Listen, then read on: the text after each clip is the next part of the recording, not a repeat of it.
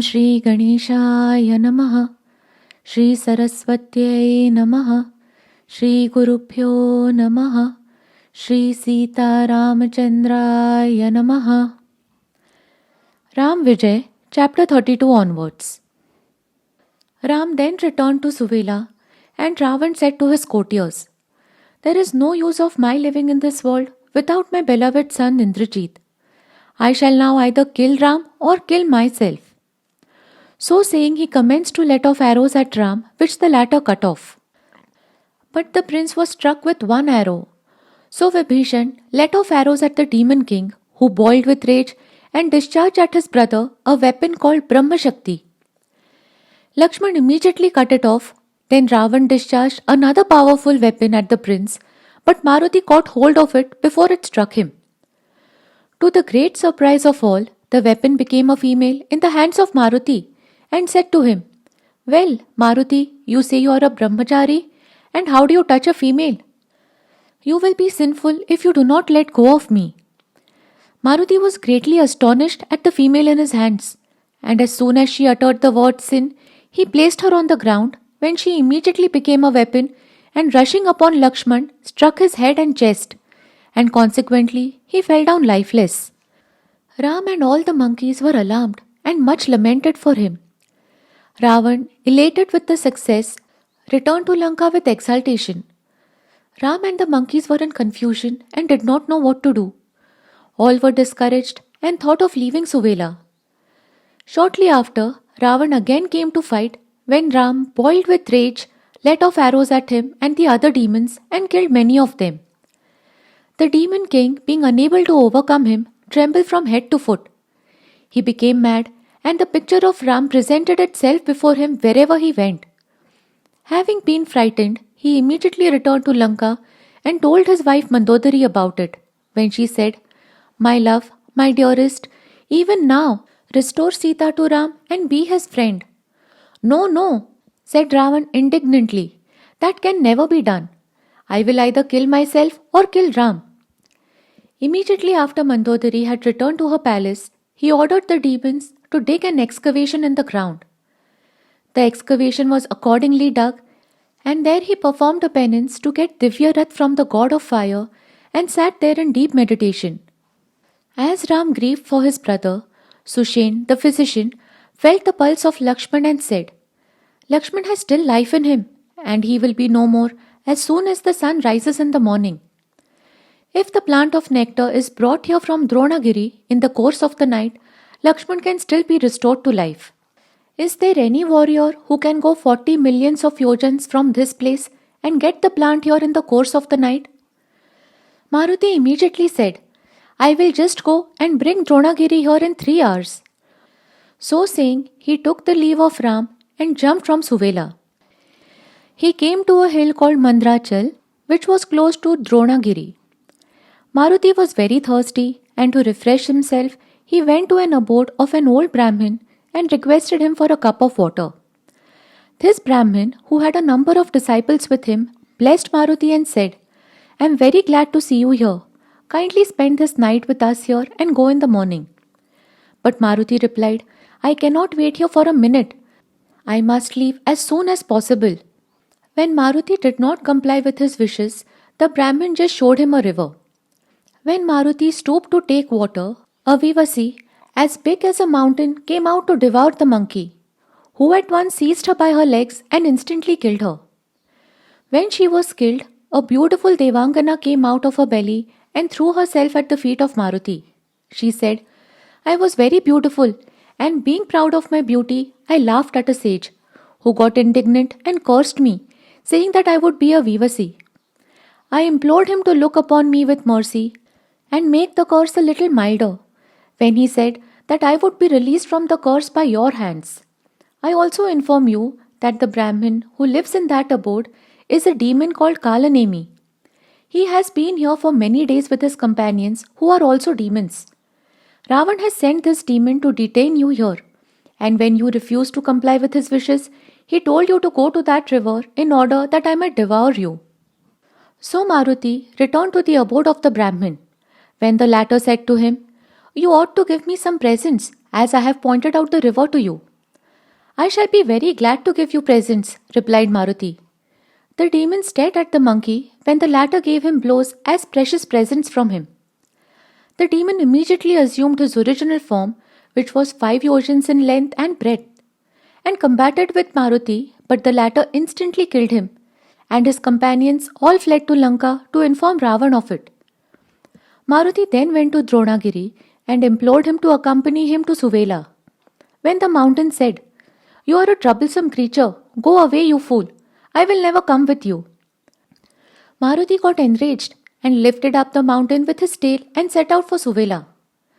But on the road, Bharat, the third brother of Ram, who was living in Nandigram with the Rishi Vashisht, having looked at the bright and glittering mountain, thought that it was something to entrap Ram and Lakshman, and so let off an arrow at it, which passed through the mountain and pierced an arm of Maruti.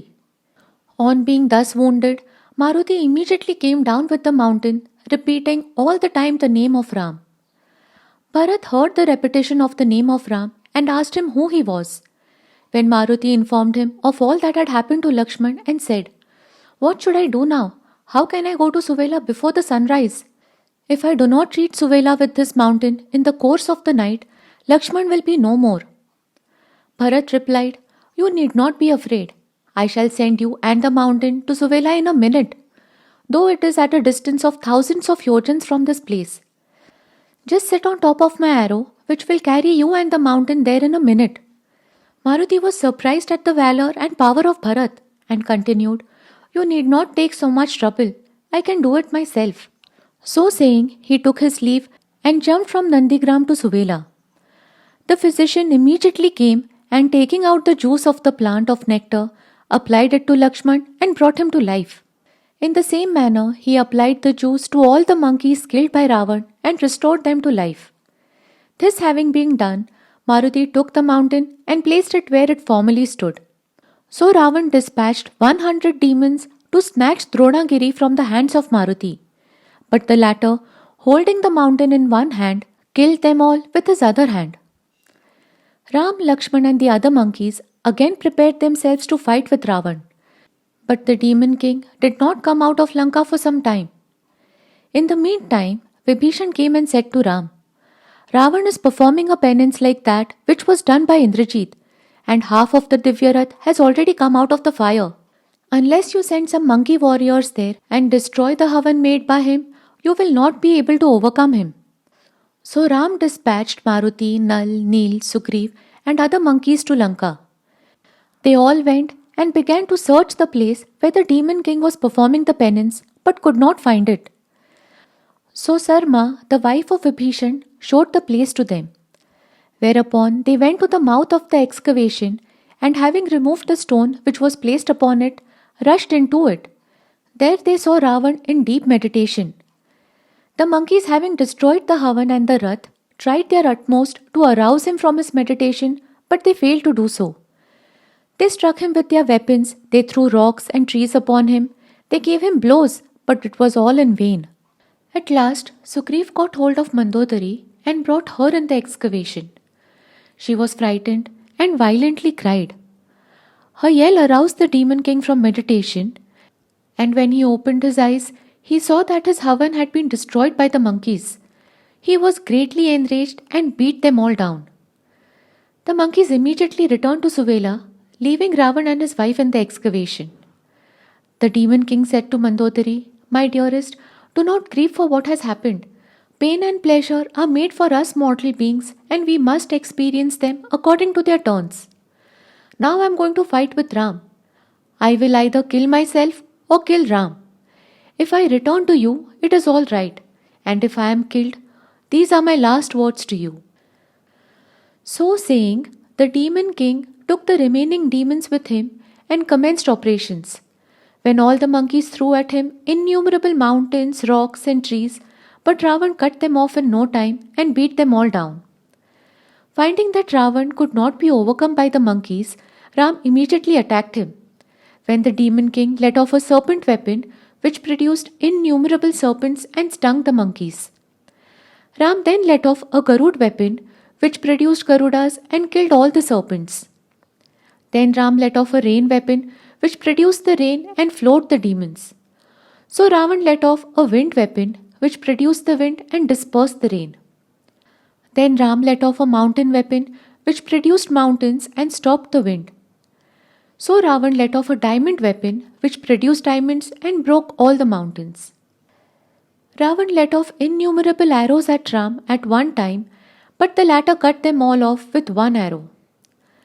Ravan then let off a very powerful arrow which struck Ram and passed through his left foot. When all the monkeys got enraged and began to throw arrows, rocks, trees at Ravan, but the latter bravely broke them with his weapons. Ravan fought from his chariot and Ram from the ground. Finding that the prince was in a bad position, Indra, the chief of gods in heaven, sent his chariot for him, which he mounted and began to fight with his enemy. They both were very powerful and fought with each other for 7 days and 7 nights without cessation. Ram then let off 4 arrows and killed the horses of Ravan. The demon king then immediately put other horses to his chariot when Ram let off an arrow of the size of the half moon, which Ravan cut off with the like arrow. Whereupon Ram let off a sharp weapon which struck the chest of the demon king and cut off his 10 heads. But to the surprise of all, the heads again fixed themselves to him. Ram again cut them off, but they again fixed themselves to Ravan. Ram having failed to separate the heads from Ravan, all the monkeys were alarmed when the charioteer Matali said to Ram, Ravan has got a phial full of nectar in his breast. Just let off an arrow at his breast and break the phial, so that the heads will not fix themselves to the demon king over and over again. Hearing this, Ram discharged a powerful weapon given by Agasti to him and broke the phial in his breast. And immediately after, he cut off his 10 heads and killed him on the spot. Vibhishan lamented for his brother the demon king when Ram consoled and pacified him. Mandodari and his other wives came and violently cried for their husband. Vibhishan consoled them and sent them to their palaces. The funeral ceremony of Ravan was then performed by his brother, and soon after Ram installed him on the throne of Lanka. All the demons acknowledged him as their king and paid homage to him. All the gods and kings imprisoned by Ravan were also released from the prison there. Ram visited them all and heartily embraced them. Here we complete chapter 32 and 33 of Ram Vijay and Yuddhakand. Shri Ramachandrarpanamastu. Hari Om.